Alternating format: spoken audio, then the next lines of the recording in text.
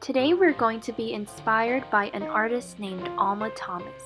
She was the first African American woman to have a solo art show in the Whitney Museum, and she even had her work displayed in the White House. She was often inspired by things in nature, and her paintings kind of looked like mosaics, artworks that were made out of glass or tile.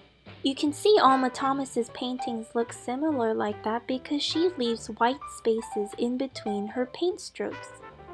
We're going to be creating some art inspired by Alma Thomas, but out of paper, making it a collage.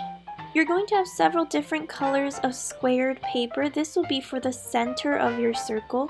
You're going to choose one and take a lid to trace out the circle with a pencil. Your one hand is going to press down really hard to make sure it doesn't move while you draw your circle. As always, your circle does not have to be perfect. Kind of makes it special when it looks unique. When cutting out curvy lines like the shape of a circle, I don't do big chomps with my scissors. I'm going to take baby tiny little chomps with my scissors while my other hand is holding my paper and doing all of the turning. My hand with my scissors is just doing tiny little cuts, opening and closing, while my other hand is doing all the work turning my paper. After cutting it out, I'm going to put glue on the back of my circle, making sure I get the edges. Then I can decide where I want the center of my concentric circles to go. Then I'm going to give it a massage to make sure it sticks.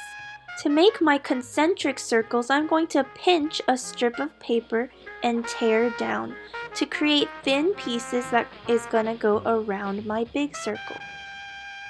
Instead of putting glue onto my white paper, I'm going to be putting glue onto my colored pieces by putting those colored pieces on top of my glue stick, giving it a little rub, and then sticking it onto my paper. You can see I'm leaving some white space in between my pieces to make it look like Alma Thomas's, or kind of like a mosaic. After I've put down a few rows of color, I like to flip mine over to the back and give it a nice rub to make sure my paper is sticking and they're not falling. You can even play around with the different sizes of paper that you tear.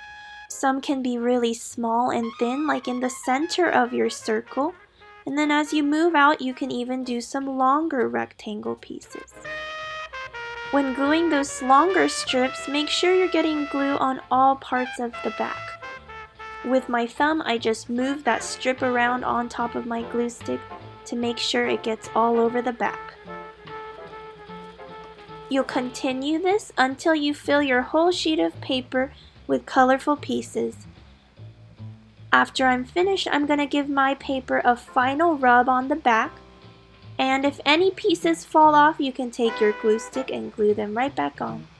I cannot wait to see your very own Alma Thomas inspired collages. Have fun, artists!